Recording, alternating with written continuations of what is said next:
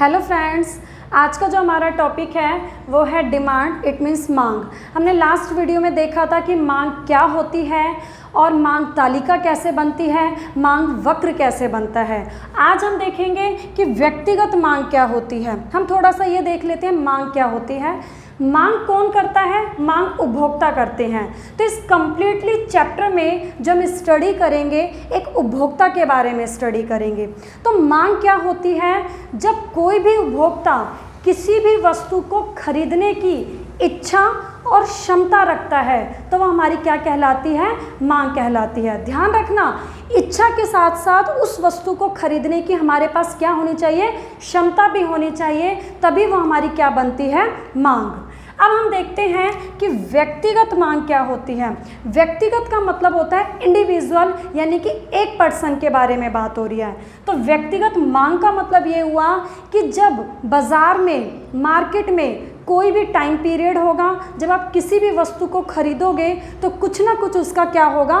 Price होगा। तो जब किसी भी टाइम पीरियड पे, किसी भी समय में अलग अलग कीमत पर व्यक्तिगत परिवार द्वारा, यहाँ पे ध्यान देना है, व्यक्तिगत परिवार यानी कि एक परिवार द्वारा या एक उपभोक्ता के द्वारा वस्तु की मांगी गई मात्रा को व्यक्तिगत मांग कहते हैं। यानी कि एक परिवार कितनी गुड्स की डिमांड कर रहा है। भाई अगर वो चीनी परचेज कर रहा है तो 5 kg ले रहा है या 10 kg ले रहा है तो वो क्या कहलाती है? इंडिविजुअल डिमांड कहलाती है।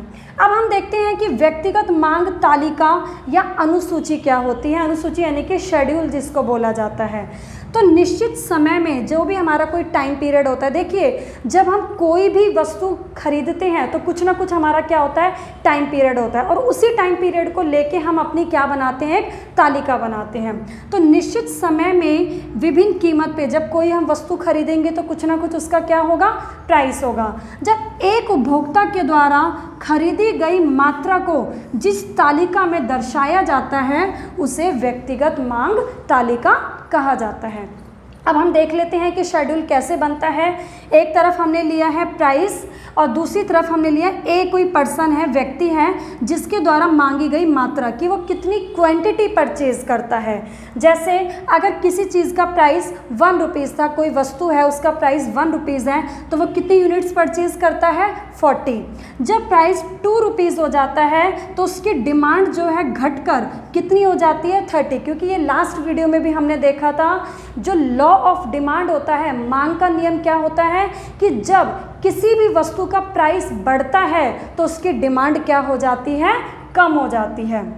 जब प्राइस 3 हुआ तो उसकी डिमांड 20 हो गई, जब प्राइस 4 हुआ तो डिमांड 10 हो गई। इट मीन्स इसमें हमने क्या दिखाया कि जैसे जैसे प्राइस बढ़ता जा रहा है वैसे वैसे जो ए पर्सन है, जो एक उपभोक्ता है, वो अपनी मांग क्या करता जा रहा है? घटाता जा रहा है।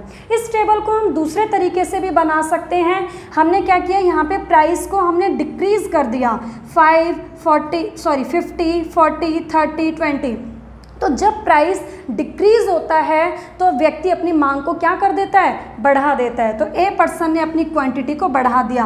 पहले वो 2 यूनिट्स परचेज कर रहा था, फिर 4, फिर 6 एंड फिर 8। तो ये हमारा क्या बन गया? व्यक्तिगत मांग तालिका। आप कोई भी बना सकते हैं, या ये या फिर ये।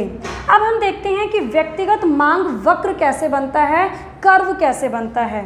तो यह वस्तु की विभिन्न कीमतों पर मांग की मात्राओं को चित्र के रूप में दर्शाता है। क्या होता है मांग वक्र? कि जो भी हमें अलग अलग प्राइस पे कितनी कितनी क्वांटिटी हम परचेज कर रहे हैं, उस चीज़ को अगर हम चित्र के रूप में दर्शा देते हैं तो वो क्या बन जाता है? हमारा मांग वक्र।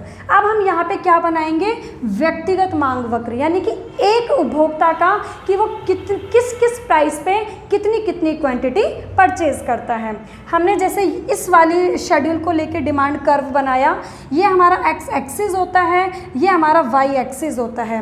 हमेशा याद रखना, वाई एक्सिस पे वस्तु की कीमत को लिया जाता है एंड एक्स एक्सिस पे वस्तु की मात्रा को लिया जाता है। तब आप यहाँ पे प्राइस देख रहे हैं 1, 2, 3, 4, हमने ये ले लिए प्राइस 1, 2, 3, 4। हमारी जो डिमांड थी, अब हमने यहाँ पे डिमांड की लिखी 10, 20, 30, 40। अब हम इन पॉइंट्स को डिनोट करते हैं कैसे, जब प्राइस 1 रुपीज़ था तो ए जो कंज्यूमर था वो कितनी यूनिट्स परचेज करता है, 40। तो हमने यहाँ से प्राइस 1 लिया, यहाँ से हमने डिमांड 40 ली, तो ये हमारा पॉइंट लग गया, डॉट लग गया। नेक्स्ट, प्राइस जब 2 था तो डिमांड कितनी यूनिट्स की हो रही है, 30 यूनिट्स की, तो प्राइस हमने यहाँ से 2 लिया, डिमांड 30 ली। इसी तरीके से प्राइस 3 होने पे डिमांड कितनी है हमारी, 20 यूनिट्स की। एंड जब प्राइस हमारा 4 होता है तो डिमांड कितनी है हमारी, 10 यूनिट्स की। तो जब हमने इन पॉइंट्स को मिला दिया तो ये हमारा क्या आ गया, DD यानी कि मांग वक्र। और हमने ये एक व्यक्ति का बनाया है, इसलिए इसको क्या बोला गया है, व्यक्तिगत मांग वक्र।